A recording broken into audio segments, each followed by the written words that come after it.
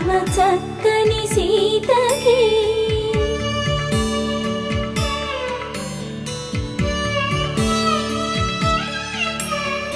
ఎర్ర జాబిలి చేయి రాముడేడని అడుగుతుంటే చూడలేదని పెదవి చెప్పలేమని కనులు చెప్పే నల్ల పూసై